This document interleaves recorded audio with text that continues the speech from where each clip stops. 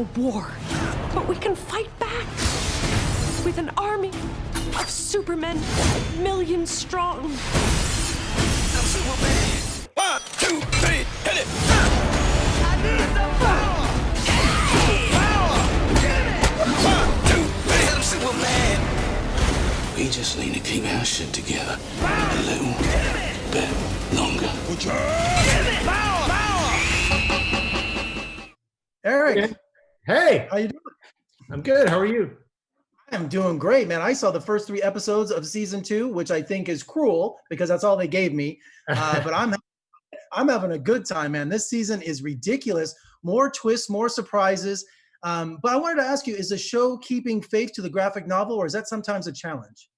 We try to capture the tone of the graphic novel. I mean, we're unable to adapt it directly. The graphic novel is pretty episodic.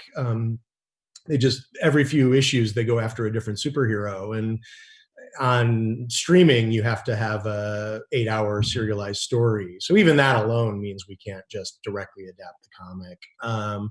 But we try to get the tone right, and we try to get the characters right. And so I think people who are fans of the comic will recognize the tone, the spirit of the boys in the show. And it seems that Billy Joel seems to be a reoccurring theme this season.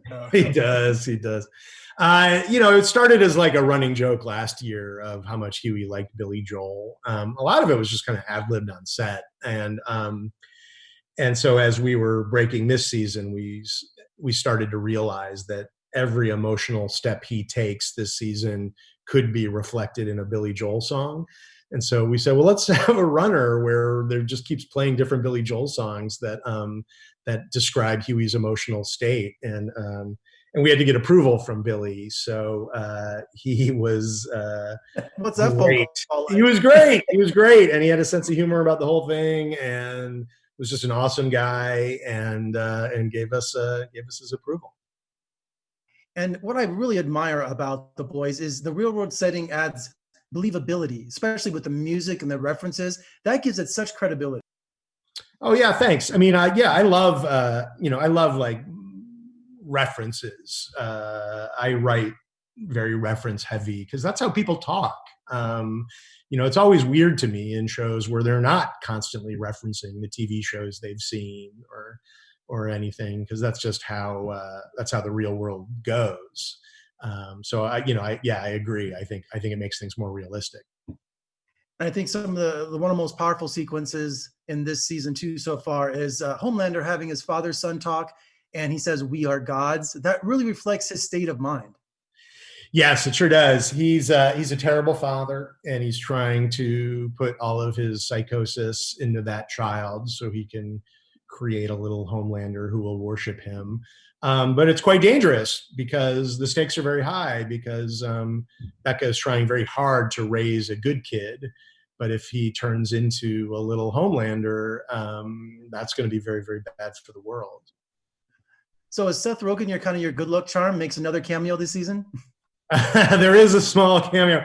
Funny enough, we shot all of that footage during the pilot. He came to set, and we shot just hours and hours of footage of Seth talking about, the Vought cinematic universe movies he was starring in, and we just did a bunch of them. So we actually have this whole bank of funny Seth Rogen footage that we dip into time to time.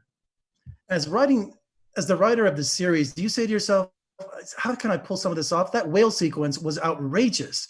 I can imagine only reading that and saying, how do we put this on the screen?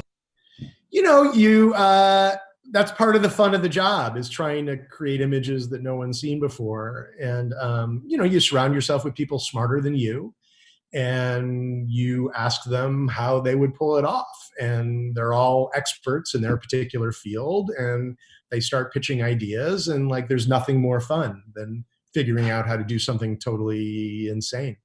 Eric, congratulations. Great job on season 2. And we'll see you at Comic-Con next year, okay? Yes, please. Thank you. It was good talking to